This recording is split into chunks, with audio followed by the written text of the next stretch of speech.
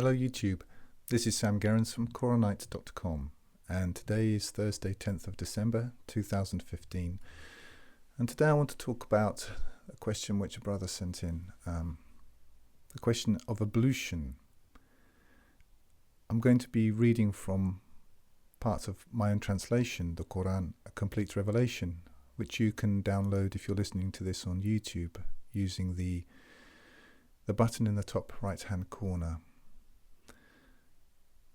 It's something of a big topic because the assumption in the question is that there is this thing, ablution, and it's a precursor to whatever we think of as being quote unquote the prayer.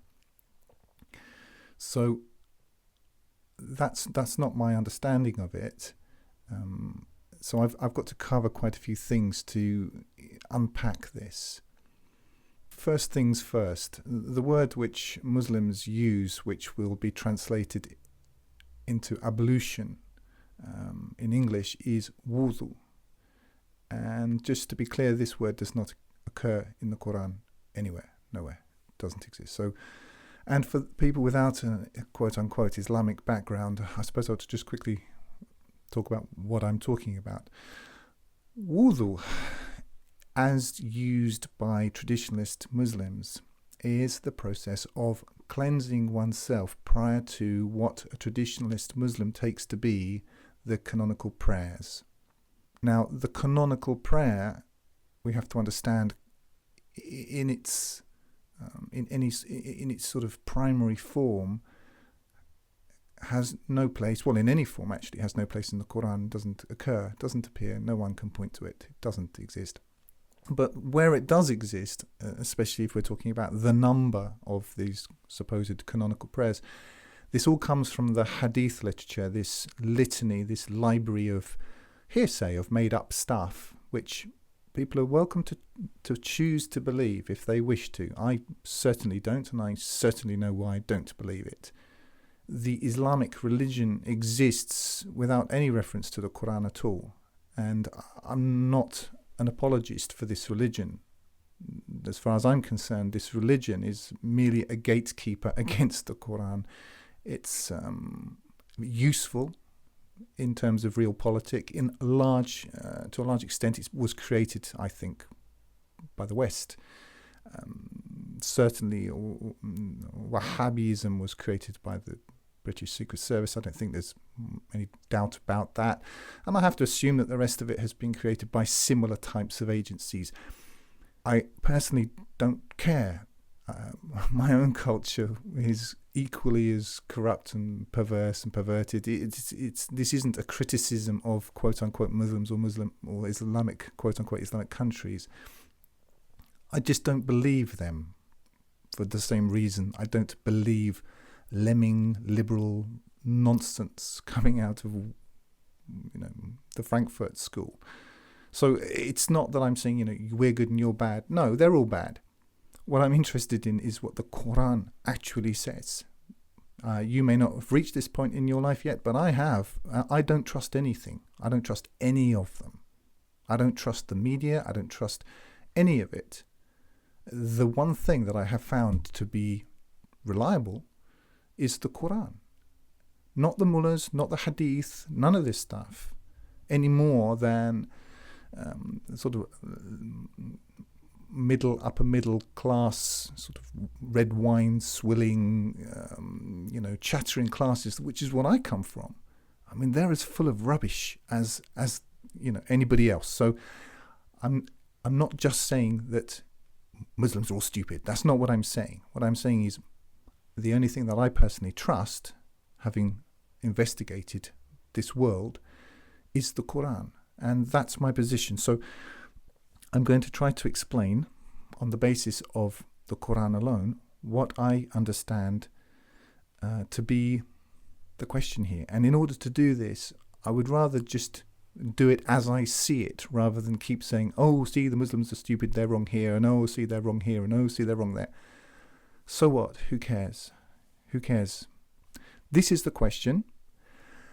And in order to answer it, I kind of have to go back and do some other stuff. So I'm going to read, as I said, some of my translation. I'm going to read some of my notes, which I encourage everyone. I mean, the only reason really I'm doing these YouTube presentations is because after I'd spent all this time, literally years and years, on this work, I very naively thought that people would read it. And while I've been busy over the last 20 years, society has really changed, and you have to break things down into little bits now. So all of this is in the translation. If you just download the translation and read it, you never have to listen. I mean, you have no reason probably to listen to any of my YouTube stuff because it's all from that. All right, here we go. I haven't prepared this as a lesson. I'm just going to work my way through it. I apologize in advance if it seems a little bit bitty, but I shall do the best that I can. Now, in the Quran, the question of what the brother is referring to as ablution occurs in two places only. I'm going to read some of the context and then get to the notes. Now, one of the places where it occurs is Surah 4, and the section in which ablution, or what one might call ablution, occurs is at Surah 4, verse 43. But before we get to that, I'm going to read some backstory, some context, and then go to that verse, and then a little bit further, and then I'll give some backstory. So, starting at Surah 4:36, and serve God, and ascribe not a partnership with him to anything, and toward parents good conduct, and towards close relatives, and the fatherless, and the poor, and the neighbour who is kin, and the neighbour who is not kin, and the companion by your side, and the wayfarer, and those whom your right hands possess. God loves not such as are vainglorious, proud, those who are miserly and enjoin miserliness upon mankind, and conceal what God has bestowed upon them of his bounty. And we have prepared for those who spurn guidance while claiming virtue a humiliating punishment. And those who spend their wealth to be seen of men and believe not in God or the last day, and to whom the Satan is an intimate companion, evil is he as an intimate companion. How would it harm them if they believe in God and the last day, and spend of what God has bestowed upon them?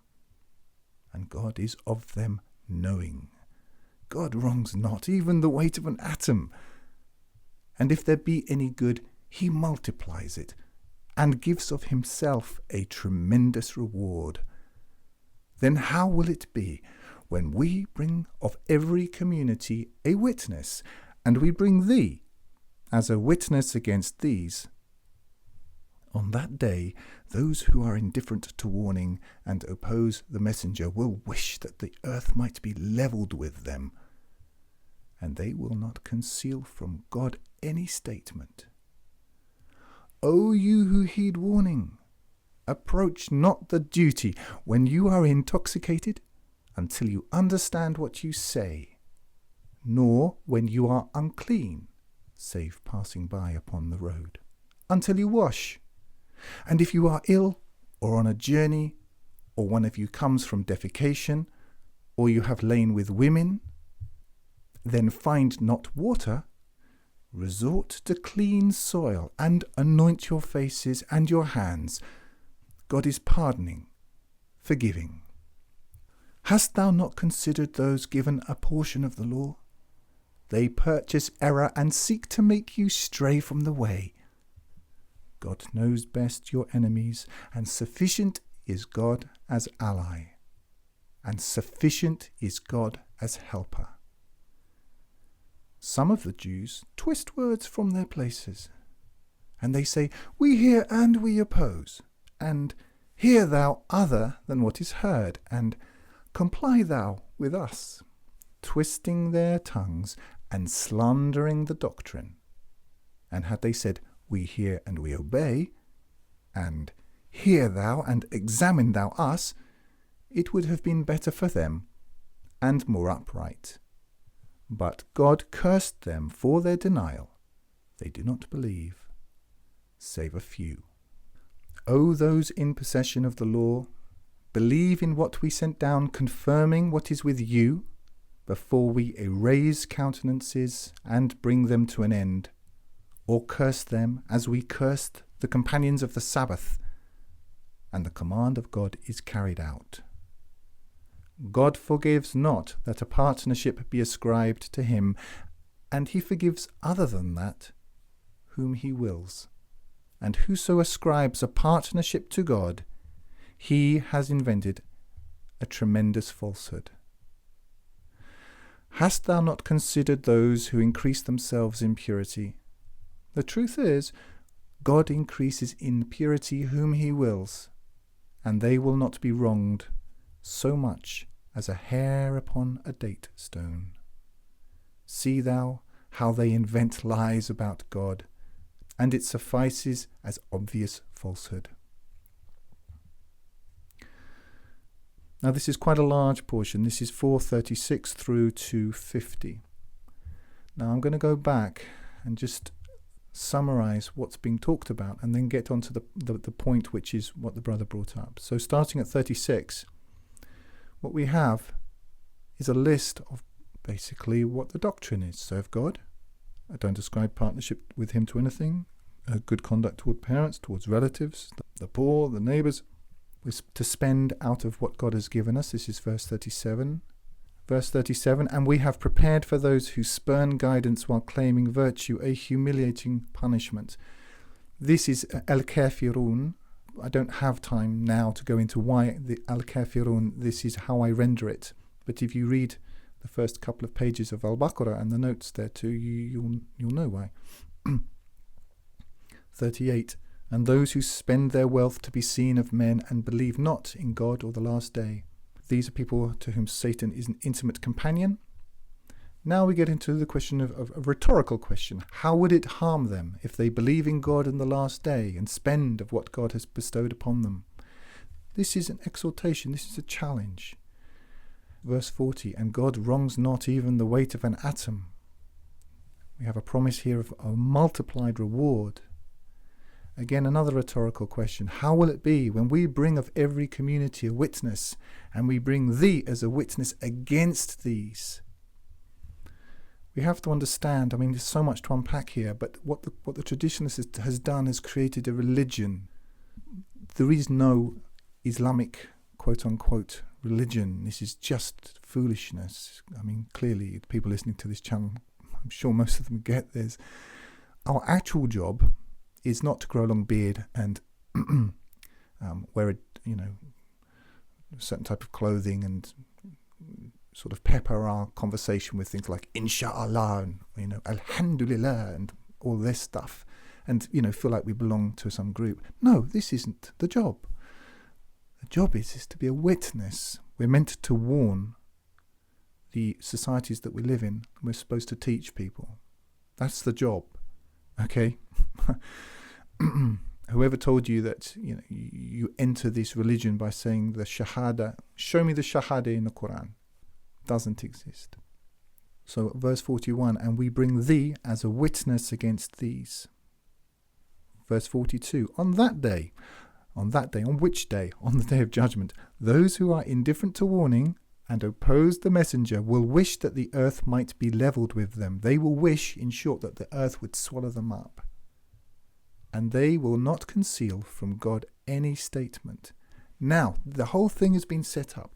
Here is the doctrine. Believe in God, the last day, good to parents, this is this. Now we're leading up. There's a rhetorical question. How would it hurt them if they did this? How would it harm them if they did that? The obvious answer is it wouldn't hurt them at all. It would be beneficial to them. Now we have the messenger as a witness against them. A witness against them. Allah, against in the Arabic. Not to, against. Okay? Verse 42. If they reject this, they're going to wish the earth would swallow them up on the day of judgment, and they will not conceal from God any statement. Okay, the whole thing's now been set up. Verse 43, O you who heed warning, approach not the duty when you are intoxicated until you understand what you say. Now, according to the traditionalist, ṣalāt is a prayer that he gets from nowhere in the Quran, prayed a number of times a day. He gets nowhere from the Quran. It's based on a story about somebody called Muhammad who bears no relation to the person called Muhammad in the Quran, who flew up to heaven and negotiated with God on the number of prayers that his people were supposed to have to pray. This is Talmudic. It's, if you believe that, okay, I certainly don't. In the usage in the Quran of the word ṣalāt, if you read my notes and my analysis, it is a duty. It's an abstract noun in the same way as hope is an abstract noun. It is not a proper noun. It's not a specific thing. It just means duty.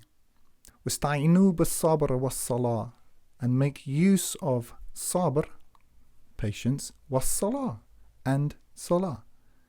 They cannot be, one of these cannot be a specific noun and the other one an abstract noun. You can't, because they're both the object of a single verb. Again, I don't have time here to go through all the reasons why salah is not a 5 daily prayer. The traditionalist himself is not able to maintain that as a value throughout his presentation. He has to sort of sidestep in various contexts in order to get through his translations with a straight face. So those are just the facts. What is also a fact is that duty, salah, is supportable, defensible and sustainable in every single context in the Quran, and that's why I'm convinced that this is the meaning of it. So, O you who heed warning, approach not the duty. Now, again, we are rather programmed, especially if you come from an Islamic background, that it's the duty. Again, it's just like, remember, hope or patience. It's an abstract noun. Do you have duties? Have you got a duty? I have a duty too. Is your duty the same as my duty? No. But it has some similar qualities in the same way as when I am patient and when you are patient, we be maybe in different circumstances. There are some similarities because these are abstract nouns that we're both engaging in, but they're not the same specific thing. In this case, the duty, given the context, given the lead up, given everything that's just come before, is, in sales terms, this is the point of decision.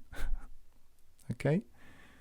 If I was selling you a car, this is a great car, it's a red car, you're going to regret it if you don't buy it, etc., etc., etc. Now is you're challenging the person to buy. I don't mean to be trite, but this is a comparable situation. We've had the big build-up, we've had the big sale. Here we are, the messenger is going to be a witness against those people who don't take this up. Now, O you who heed warning, are you one of those? O you who heed warning, approach not the duty. What duty could this be? Given everything that's just come to this, surely it is to turn to God alone. So don't approach it when you are intoxicated, until you understand what you say. You're coming to make a contract with God. My entire thesis is that Al-Fatiha, well, not entire thesis, but a large part of my thesis is that Al-Fatiha is the contract. ذَلِكَ الْكِتَابُ لَا رَيْبَ فِيهِ هُدًى لِلْمُتَّقِينَ. That is the contract about which there is no doubt, a guidance to those of prudent fear. ذَلِكَ always points backwards in the Quran. What comes before ذَلِكَ? In this first instance in Al-Baqarah, it's Al-Fatiha. ذَلِكَ الْكِتَابُ لَا رَيْبَ فِيهِ هُدًى لِلْمُتَّقِينَ. This is the contract. Al-Fatiha, please look through my other videos because I talk about Al-Fatiha in quite some depth. It is the key point. This is the contract. So what I understand is that at this point, a Muslim, I'm talking about somebody who's serving God, not somebody who's serving a religion, when we witness to people, when we warn them, and when we teach them, we bring them to a point where there's the sales point. And we say, this is your contract. In the name of God, the Almighty, the Merciful. Praise belongs to God, the Lord of all mankind, the Almighty, the Merciful, Master of the Day of Judgment. Now you've defined who the contract owner is. Thee alone will we serve, and from thee alone will we seek help. This is our point of the contract. Guide thou us to the straight path, the path of those whom thou hast favoured, not of those who incur wrath, nor of those who go astray. That's God's part of the contract. It's a contract. There's no religion in it. I don't mean to disappoint people who like religions. It's not there. But this is the simple part of how one submits to God. And at this point in the Quran, this is what we're being asked to do.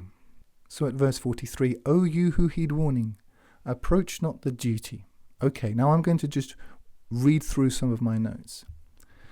Ṣalāt, i.e. such duty as is incumbent. Generically, ṣalāt connotes duty. In its primary sense, it is the duty both to serve and seek help from God alone as per the covenant at 1:1-7, which I've just read, of which the statement at 1:5, إِيَّاكَ نَعْبُدُ وَإِيَّاكَ نَسْتَعِينُ, thee alone do we serve and from thee alone do we seek help, forms our part, commitment to which also satisfies the pre-existing obligation every person has to acknowledge God's authority.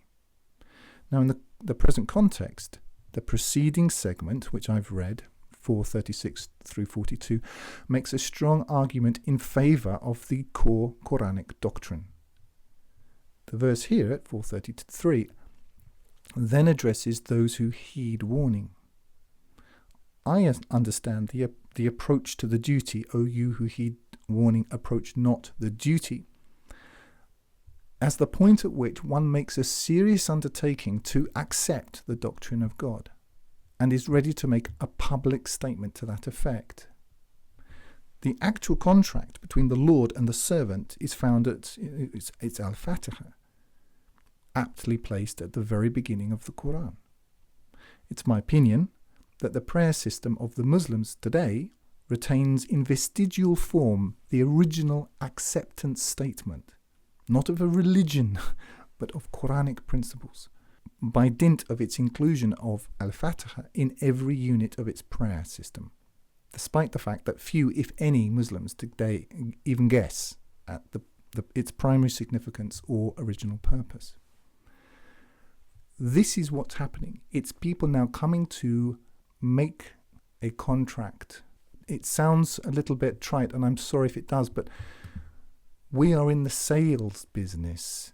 If you're serious about what the Quran says, then I struggle to find any other conclusion than that we are called upon to teach and reach out to people with both the good news and warning. We're not here to teach them about a religion made up 200 years later by Persian COINTEL operatives. At least for me. If you want to spend your time on it, okay. But I'm not going to. In my reading of the Quran at this point, the messenger and we, if we follow the messenger, it's the time of decision. You're at the crossroads now. Verse 43, I'll read it again. O you who heed warning, approach not the duty when you are intoxicated until you understand what you say. Okay, so you are not to do this. You're not to make this undertaking in anything other than in a sober mind, in full possession of your faculties. Why? Because you're going to be held to it. Nor when you are unclean, save passing by upon the road. So this is something one can witness. Other people may be doing it. You may be drunk. You may be unclean. You may be walking past them on the road. Okay, no harm, no foul. However, if you are participating in it, make sure, number one, that you're not intoxicated, nor when you are unclean. save passing by upon the road. And now we have a definition of what unclean is. Until you wash. And if you are ill or on a journey, or one of you comes from defecation, or you have lain with women, then find not water, resort to clean soil and anoint your faces and your hands. God is pardoning, forgiving. Now I'm going to read the note to this verse because I will unpack what's going on here. The instance here of the form 4 of the verb ghasala is the only one in the text. This fact naturally makes it vulnerable to the traditionalists' practice of ascribing highly specialized values to rare or unique terms, values which have no explicit Quranic basis, and this opportunity has not been overlooked. The objective facts are these. The ghasala root occurs a total of 4 times in the Quran. Here at 443, at 5:6, 38:42 and 69:36. Certainly the ghasala root means to wash, and in Arabic today the form 8 verb has a reflexive sense both of to wash and to wash completely. The traditionalist, for his part, generally claims 2 types of religious washing, what he calls ghusl and wudu. By ghusl, he means a full body wash. Now this is what he claims at this verse. By wudu, he means the washing method, with some embellishments of his own, outlined at 5:6. The traditionalist has criteria for when either ghusl or wudu should be done. Now, if you're not from an Islamic background, some of this might be a little bit confusing, but I was asked this specific question, so I'm just going to carry on and see if I can answer it. These criteria do not correlate with the scenarios given either at 433 or at 5:6. For example, the traditionalist claims that what he calls ghusl is needed after contact with women, but not after defecation. The terms ghusl and wudu are nowhere found in the Quran. These are verifiable facts. Now I'm going to go on to what my understanding is. My understanding, based on the methodology here, is that what is meant by unclean, as we have here, O you who heed warning, approach not the duty when you are intoxicated until you understand what you say, nor when you are unclean, and then it continues. So what is meant by unclean is made clear in the sentence following the expression, then find not water. Namely, after an illness, you are unclean. A journey, you are unclean. Defecation, you are unclean. Or sexual intercourse. This is a concession. What to do when one does not find water. What then is to be done in the case when water is to be found? And that instruction is given at 5:6. Which I'll get to in a moment. This correlating verse at 5:6 does not use the form 8 of the verb ghasala to describe the washing process.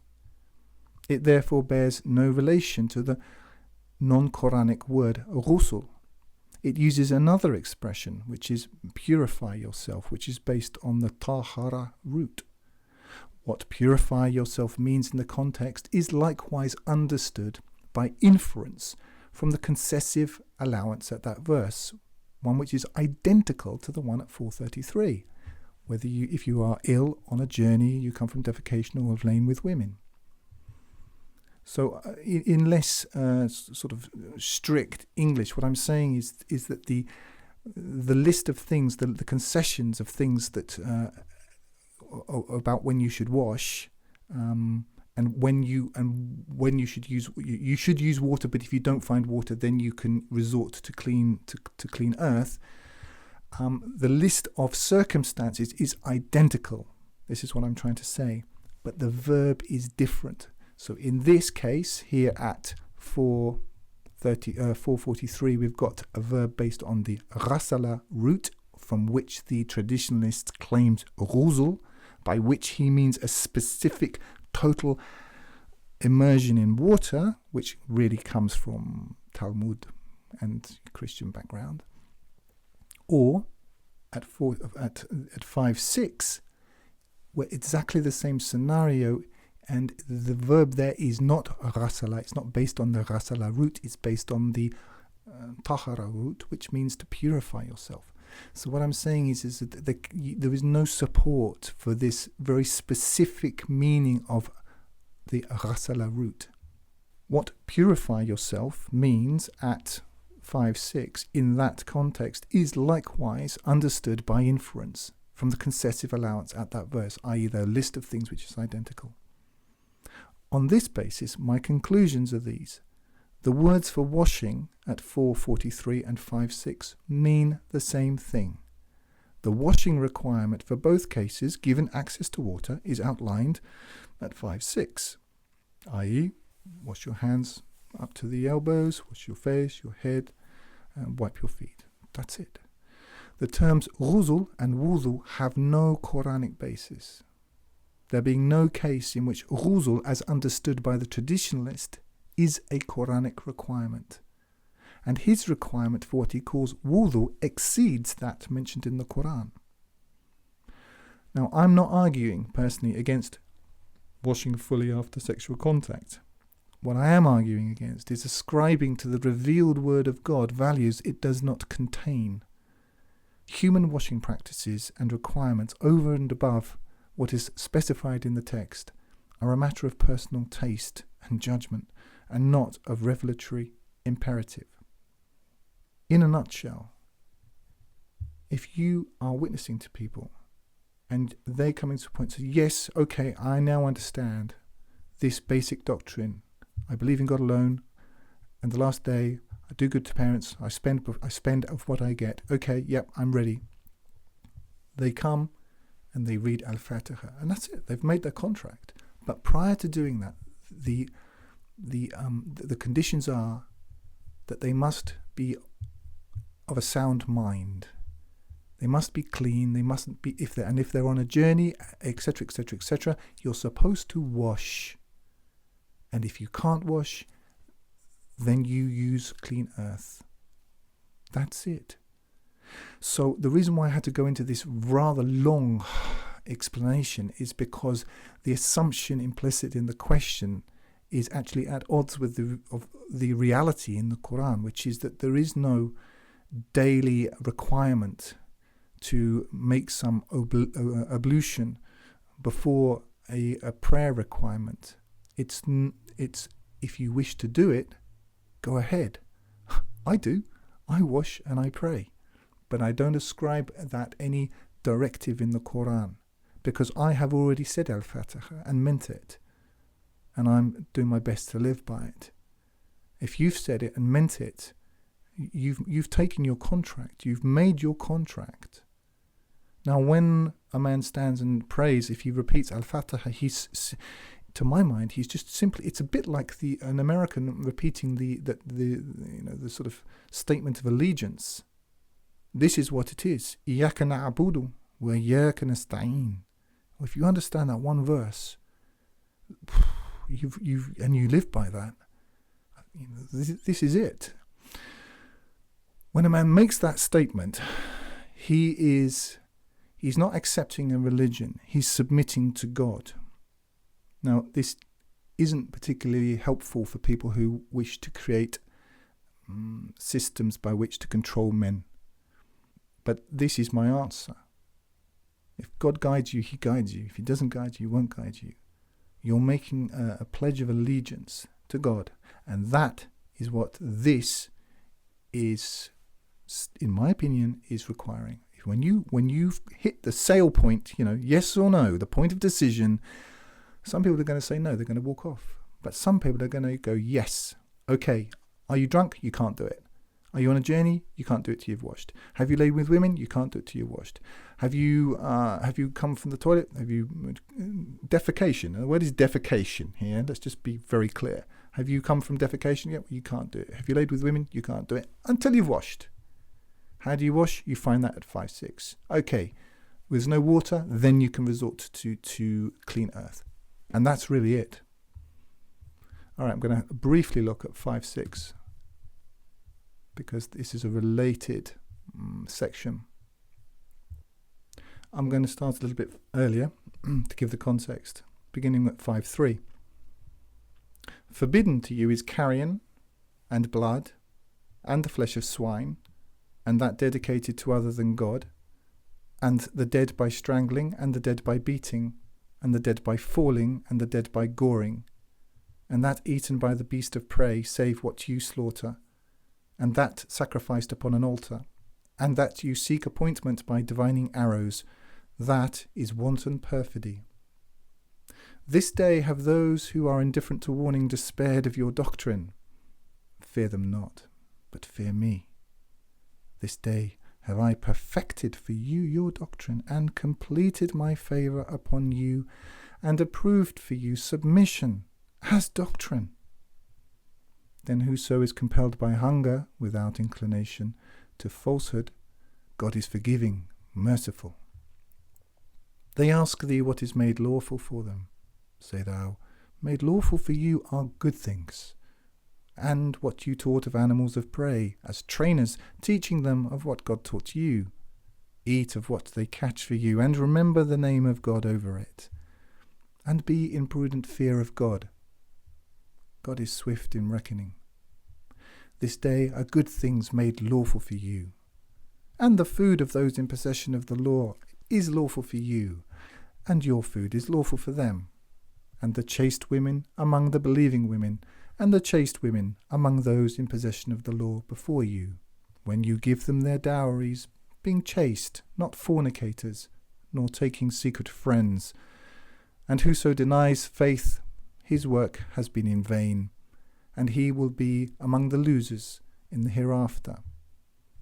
Now this surely is a complete statement of a doctrine. I mean, you could just read this one bit and understand how to live. Okay, so to continue. O you who heed warning. Again, this is the same vocative statement that we had at previously in Surah 4. This is now Surah 5:6. O you who heed warning, when you rise for the duty, wash your faces and your hands to the elbows, and wipe your heads and your feet to the ankles. And should you be unclean, purify yourselves. And if you are ill, or on a journey, or one of you comes from defecation, or you have lain with women, then find not water, resort to clean soil, and anoint your faces and your hands with it. God wishes not to place any distress upon you, but he wishes to purify you, and to complete his grace towards you, that you might be grateful. So, beginning at verse 3, we have a list of all the foods which, well, there aren't very many, but the foods which are forbidden, those who believe. Carrion, blood, and when it says blood, it's blood. It's not, an animal has got some blood inside it. It's blood. Elsewhere in the Quran, it says blood poured forth. Okay, this is drinking of blood. This is not a steak which is rare. And the flesh of swine, specifically the flesh, and that dedicated to other than God, and that dead by strangling, and the dead by beating, and the dead by falling, and the dead by goring, and that eaten by the beast of prey, and that sacrificed on an altar, divining of arrows. That is wanton perfidy. Don't do those things. I don't think there's anything complicated in any of this. This day have those who are indifferent to warning despaired of your doctrine. Now, why would they have despaired of it? Because it's not a religion. There's nothing for a priesthood to get its tentacles, its little fingers into. It continues, fear them not, but fear me. This day have I perfected for you your doctrine, and completed my favour upon you. What we've got, that's enough. We don't need any more than this. There isn't anything else. And approved for you submission, Islam, al-Islam, as doctrine.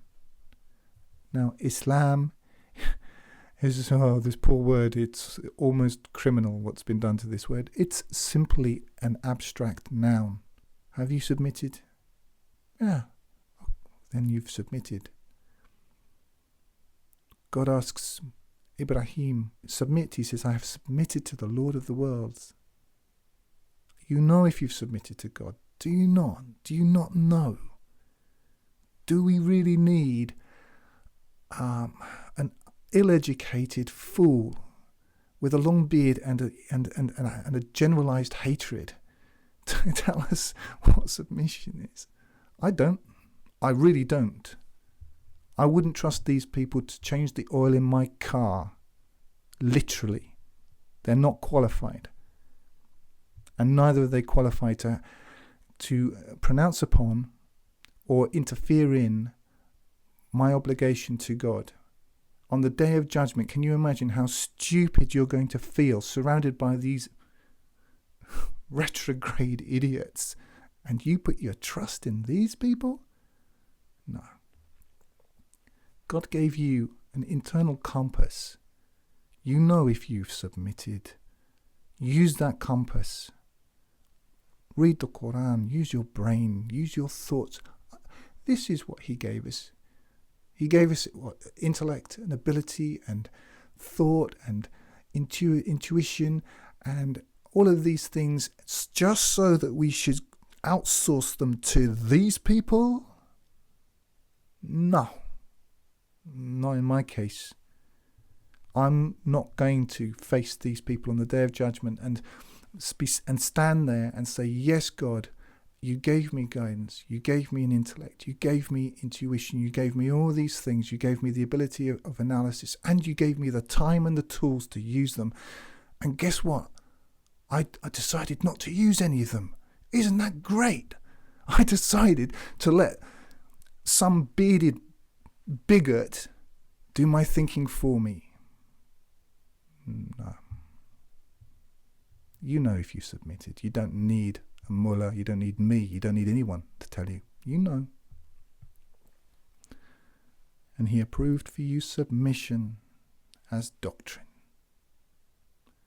Then whoso is compelled by hunger, without inclination, to falsehood, God is forgiving, merciful.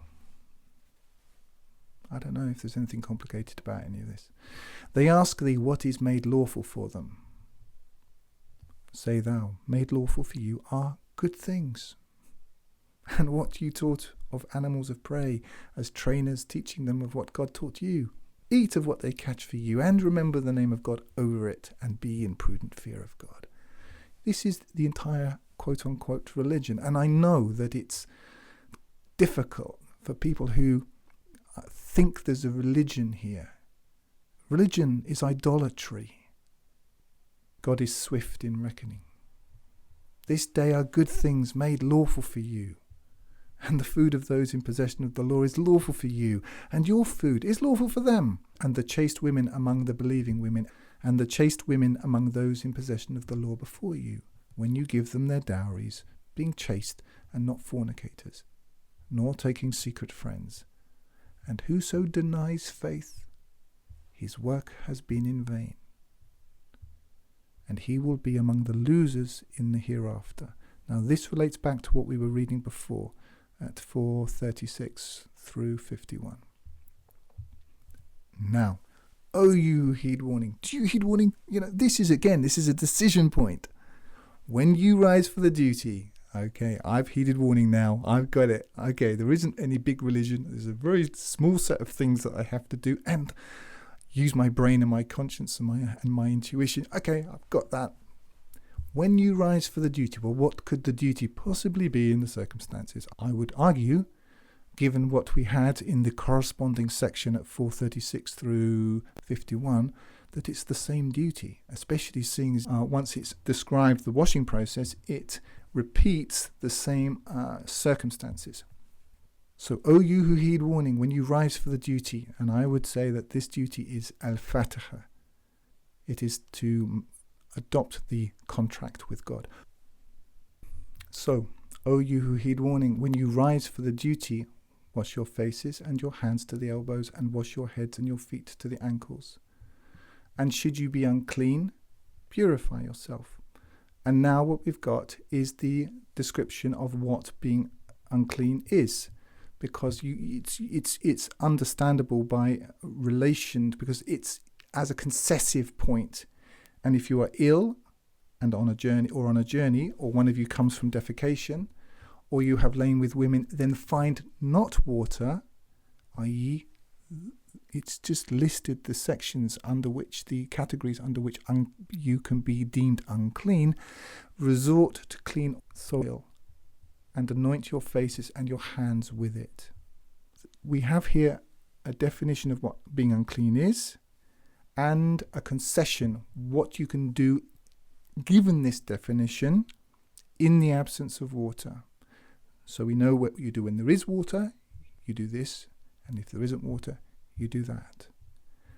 But the definition of unclean, in my opinion, is when you are ill, that's one definition, on a journey, you've come from defecation, you've lain with women. Those are the four contexts in which you are unclean. The same four contexts as were listed at 4:36 to 4 to 48. The traditionalist has a completely different structure, as you know, if you come from an Islamic background. It's contradictory in almost every point. You can choose to follow that if you wish. I certainly wash before I pray, but this isn't what this is talking about. He's said that he's defined for us the deen, the doctrine is Islam, it's submission. So this is the point at which you come to submit. Al-Islam is not a huge religion created by these, I don't know what to call them, mind control experts. Well, not experts, I don't think they're experts, but they are in the business of mind control. That's not what it's talking about. People keep talking, it's a big topic now. What is Islam? There is no, it's submission. You know, it's like, what is hope? You know, what is creativity? It's a question of that type, because what we're discussing is an abstract noun. When someone comes to submit, the primary document for the submission is Al-Fatiha. So in summary, to answer the brother's question, which is a fair question, and it's taken me almost an hour to unpack it. I don't know whether I've done a very good job of it, but to summarize some of the key points. There is no such thing in the Quran, at least, as wudu, in the sense that he means it. Certainly there are cases of prayer and drawing close to God in the Quran, but the religion, as defined by the traditionalist, doesn't exist. And he kind of admits that. I mean, his argument is it doesn't exist, therefore you need all this other stuff. That's not my understanding of the Quran. My understanding of the Quran is that if all the seas were ink and all the trees were pens, and the same again, it would not be enough to contain the words of God. I know that God, had he wished to say more, would have said it. He was very specific on the question of menstruation and inheritance law and who are legal wives, very specific. I believe that if God had wished to be specific on the question of a daily prayer regimen, he'd have been specific. So from my understanding is that these things are not in the Quran as a mercy to us. Some people just don't want freedom. They're just not happy unless they've got somebody telling them what to do. If you wish to clean yourself before you make prayer, do it. I do. But I don't claim that this is what the Quran is telling me to do. What I do say is that if I warn someone, and at the moment what I'm doing with these videos is laying down some groundwork. But as I go forward, God willing, I'm going to have to make warning videos and videos of that nature, because this is our actual job. So when a person has said, yes, okay, I understand, I've read these verses, I understand, now I want to submit to God, how do I do it? I say, right, have you been on a journey? Have you slept with your wife recently? Have you done these things? Have you just come from the lavatory? Right, well then you're not clean. Well, the way you clean is you do this. You wash your hands, your head, your feet. That's it. Now you read Al-Fatiha. And that's it, you've submitted. That's my understanding. Now, I'm certain that many people will disagree with that. But if they're going to disagree with it, I will certainly listen. But I will listen on the basis of what they can prove to me from the Quran.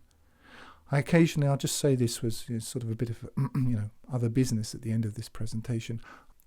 Most of the messages that I get, I've been surprised at how really kind and moving a lot of the messages are that I get. But occasionally I get messages which are perhaps not so charitable. And their arguments tend to be, basically, who do you think you are? Well, my answer would be, actually, I wish that somebody else could do this job. And quite frankly, when I began reading the Quran, if somebody else had done this groundwork, I would have been very happy just to read it. I didn't want to spend 20 years doing this amount of research just so I could have a translation of the Quran I can give with any kind of clear conscience to the people that I meet. But unfortunately, this work had not been done. And it hadn't been done by the type of people who won't and don't like the fact that I am not prepared to accept wholesale what they have just accepted. But they don't bring to me an argument. They don't bring to me anything finished. They don't bring to me anything from the Quran as a whole, as a complete structure. What they'll do is they'll quote one verse, or they'll say, but you have to believe in this other stuff. What they really mean is you have to believe the priesthood. Won't do it. I will not. Unless what they can show me, bring me something better, bring me your evidence. I've been through the Quran with a fine-tooth comb. So if you bring me your evidence, not your opinion, not what you like, you don't like, or you've got some friend with a long beard and he says it's not true, bring me your evidence. And if you're right, I'll go, thank you. I learned something today. But just threats, you can't believe that somebody's actually gone out and done their own research. That's not enough for me. The argument that I heard from the Muslims was, you see, you need the hadith because you can't understand the Quran on its own. Did you try? How much time exactly did you put into it? I've put 20 years into it. Okay? And I'm not saying that I'm infallible or wrong. I'm just saying in order for me to back down from what I've come to, I need something better. I need to see something better. Bring me your evidence. If it's right, if it's true, if you can sustain it across the entire Quran, I'll go, thank you, brother. Thank you, sister. You've taught me something. I'm now wiser today than I was yesterday. But in the absence of that, I'm going to stick with using my own brain. That's just how I see it. That's about all for now. This is by a long way my longest video. I apologize if my presentation has been a little bit untogether. I'm actually getting over a cold. I've been quite ill, and I'm working through the final proofread of my translation prior to a print copy and, God willing, an audio copy. It's a huge amount of work. It's utterly and completely self-funded, and there is no help from anyone, and that's okay.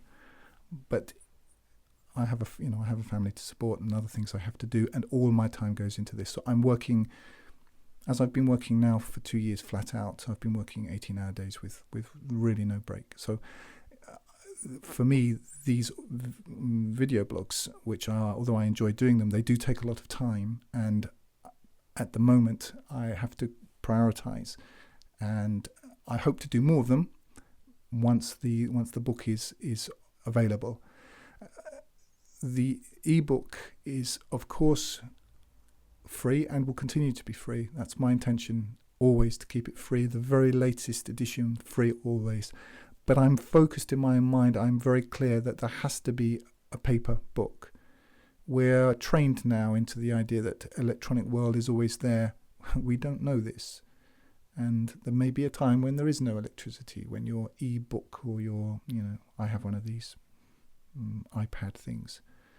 It's just not the same reading from an iPad. It just isn't. A book never crashes. You can write on it. You can put your notes on it.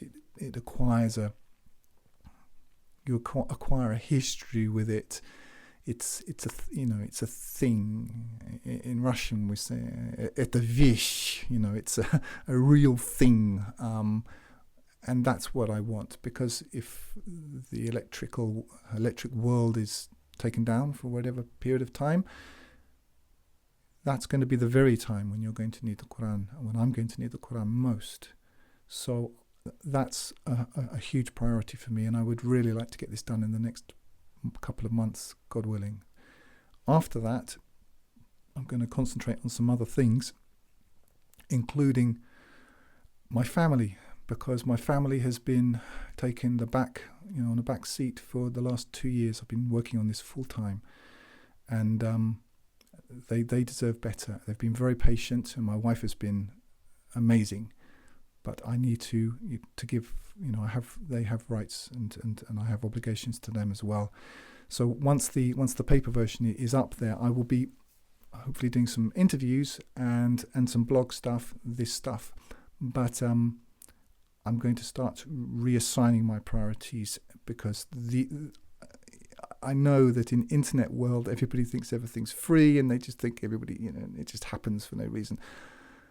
The people creating videos, the people writing books, they're working really hard. And I've moved countries 4 times. We've moved house 11 times. That what's been going on, I'm going to do a video at some point about what happens when you stand up and serve God. Your life goes mad. It's been really a tough time. So it's caught up with me a little bit. You can probably hear it in my voice, and I do have a cold, and I'm not as focused as I usually am. But I hope to the brother who asked me the question that I've answered it at least to some level of acceptance in his mind. And I have several other questions from people which I will try to get to in due time, God willing. But I have an overhead. As I say, that is all for now. If you're listening on YouTube, you can download my full translation of the Quran free using the button in the top right-hand corner. I also encourage you to sign up for the Quranite Plus newsletter on the site to get occasional micro updates. Like if you like, comment if you have something to say, and subscribe to get more each week. And use the link in the drop down below to donate if you want to help me keep doing this. And remember, life is short, eternity is long. If you want good trees, plant good seeds.